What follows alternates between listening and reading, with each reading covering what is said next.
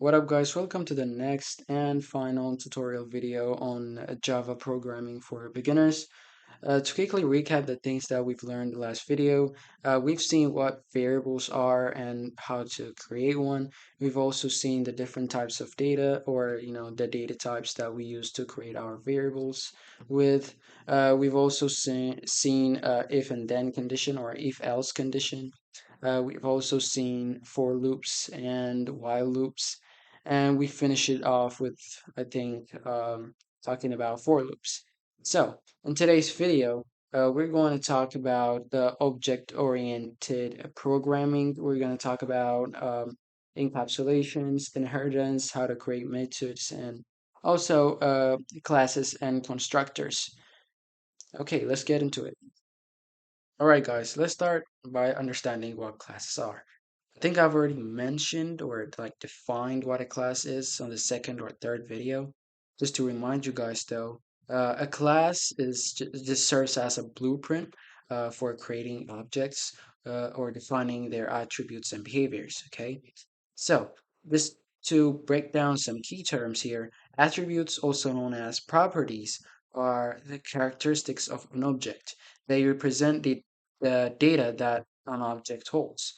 For example, if we have a car class, an attribute or a property could include the color of the car, or like the model of the car, and maybe the year that it was made, something like that. So let's see how to create a class. To create a class, we first use the public keyword, followed by the class keyword, and then followed by the class name. So you can choose any class name of your choice. Just don't forget to, make the first letter capital. So for my example, I'll use car as a class name.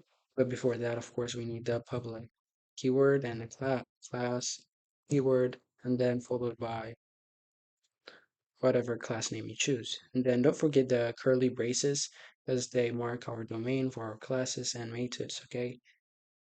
Now, let's talk about constructors. A constructor is basically a spatial method within a class that gets called when an object is created. It is used to initialize the object state, okay? So, for example, if we took the example that we're working on right now in our car class, we might want to set initial values for attributes like color and model when we create a new car object. So let's see how to define a constructor.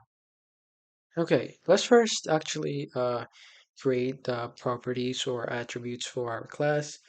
We do that first by using the private or the public keyword. Don't worry about that. We're going to discuss that later in the video. And then, of course, the data type, string, or this one, because it is color. My bad, color. And semicolon. Don't forget that. Then private again, another attribute or another property. Then string, because this one is model.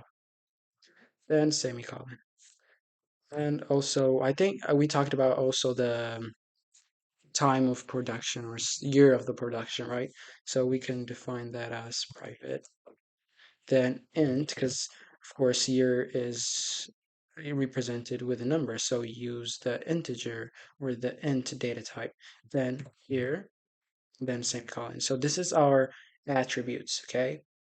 Now, let's create our constructor. Okay, moving on to constructors. A constructor is a spatial method within a class responsible for initializing objects when they're created. So, in our car class, for example, a constructor might set initial values for attributes like color, model, and year when a new car object is created. So, let's create our constructor here. So, use the public keyword, then use the same name that you give for your class. So it's going to be car in this case, right? Then we're going to use the normal braces, and within those braces, we're going to put our parameters. So string, my bad, string color, comma, string model, comma, then int, year, right? Or we have those. Then after that, we're going to use our curly braces again because we also use curly braces for our constructors, okay? And then there's a new keyword, this actually. It's this. This is used for like to differentiate instance variables from local variables, okay? It's just for us not to get confused. Nothing more, nothing less, okay? Color just goes to color. We're initializing right now, okay? Uh, this again, the model is equals to model. This year is equals to year. So we finished initializing. This is how you create your constructor. All right, next up, let's discuss about methods. Methods are functions defined within a class that perform specific tasks or operations. So these methods define the behavior of objects. For example, in our car class, we might have a method like start or stop to control like the car engine, okay? So let's see an example of that. Okay, in order to start creating our method, we first use the keyword public. So we're gonna use that public, then followed by the keyword void, and then whatever your method name is.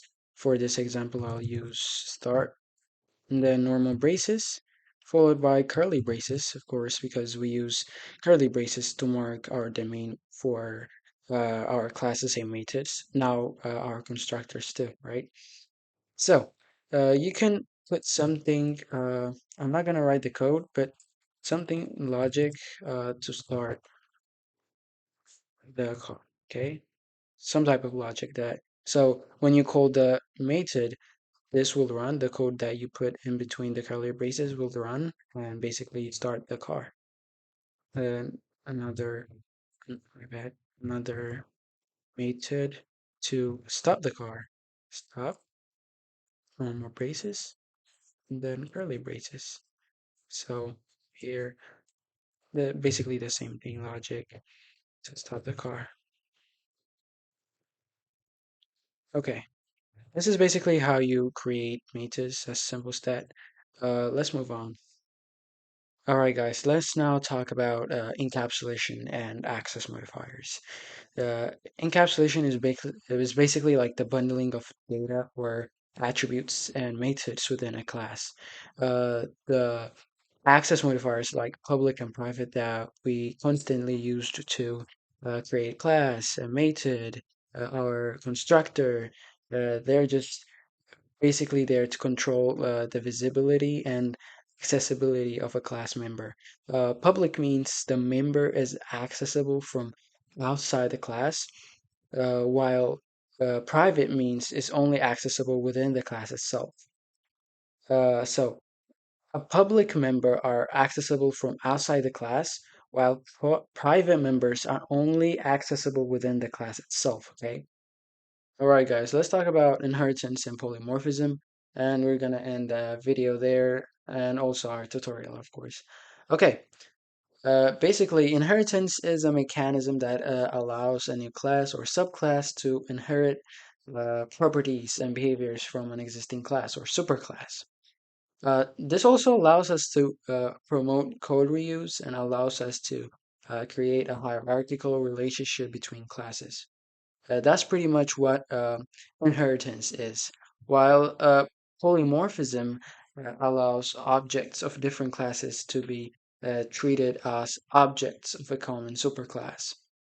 All right, guys, that's pretty much it for this tutorial. Thank you for watching.